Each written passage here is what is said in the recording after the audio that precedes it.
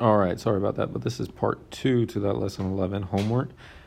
We are still working on multiplying decimals in the hundredths place by whole numbers. So question number 2 is going to involve just solving using the standard algorithm. Now here it shows that we went from 2 and 46 hundredths to 246 by multiplying it by 100. Now yesterday on lesson 10, I showed how you can just write the unit. You could still do that here if you feel like it, or you can multiply by 100. But if you multiply by 100, you also have to remember to divide by 100. So this is just straight standard algorithm in this problem right here. And then question number 3 states that we are going to use the whole number product and place value reasoning to place the decimal point in the second product. Explain how you know. So it gives us the answer of 54 times 736, and that does equal 39,744. Then it says, what about if we said 54 times 7 and 36 hundredths? Now, if you notice that 7 and 736 over here, 7 and 36 hundredths over here, all it did, it used the same digits, but it put it in the hundredths place. So how do we know that what the answer will be?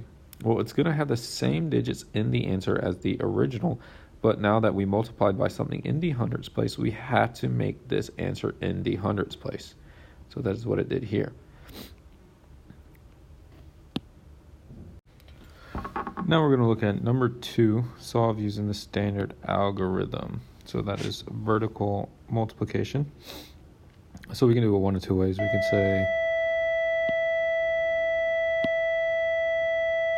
We can say 203 hundredths times 13, or we can do the 2 and 3 hundredths times 100 and get a whole number of 203. But remember, in the end, we have to divide again by 100. So I'm going to do 203 hundredths times 13, so unit form. 3 times 3, 9, 0, and 6. 3 times 0 is 0. 3 times 2 is 6. We're going to put our place value holder, always important. Now we're going to do 1 times 3, 1 times 0, and 1 times 2. We're going to add those together. 9, 3, 6, 2. Very easy, very simple one. All right, but now remember our unit is on it, so we have hundredths, or in standard form it would be 26 and 39 hundredths. Now if we were to have done it the other way, we would have ended up with 2,639, and we would have to divide that by 100 to get 26 and 39 hundredths. Now these are both acceptable. If it asks for standard form, this unit form would not be acceptable, but we can use that. And now I'm going to show you B, or C, I mean. You can try B and D on your own. So C states 371 and 23 hundredths times 53. Let's go ahead and convert that to 37,123. I know there's a lot of numbers on this one. More digits than we normally use. 53, and this is hundredths. We gotta remember that. So 53 times 37,123. So 3 times 3, 9. 3 times 2 is 6. 3 times 1 is 3. 3 times 7, 21. Carry that 2. 3 times 3, 9.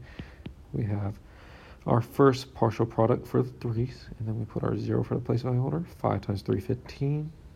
5 times 2, 10, 11. Carry the 1. 5 times 1, 5. Add that 1 is 6. 5 times 7, 35. 5 times 3, 15, so we get 18. Add them all up. I'm a little too close to myself right now, so it's looking a little sloppy. I like it to be cleaner.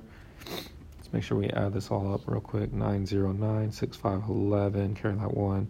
131 is 5, 1 and 6 is 7, 1 and 5 is 6,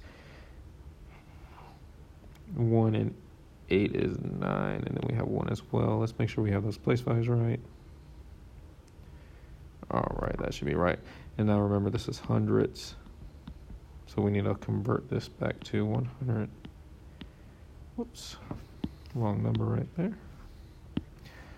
7519. So I got 19,000 675 and 19/10. Now we can check that to see if this is a reasonable answer by rounding this to 400 times 50. And 4 times 5 is going to be 20 plus the 3 zeros, 1, 2, 3. So yep, this is a reasonable answer for this one. All right, so that's a quick and easy way to check our work. So working that all out.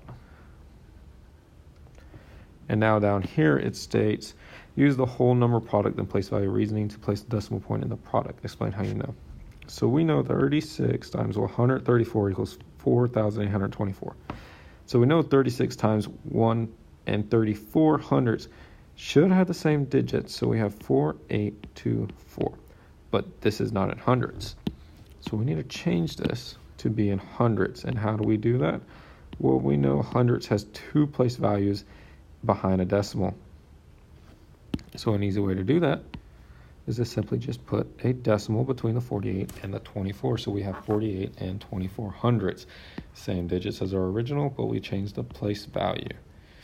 And then if we try B, which B is kind of at the bottom of my page, we have 84 times 2,674, getting 224,616. So we know the digits are going to be the same.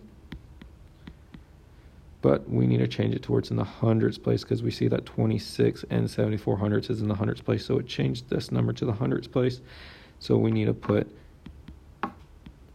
our decimal to where we have 2 numbers in behind the decimal. So we should have 2,246 and 16 hundredths. Now this question is very important because it is going to be on our quiz. This question is important as well. We're basically doing a standard algorithm, and there's a couple questions on number 3 on the quiz. Thank you.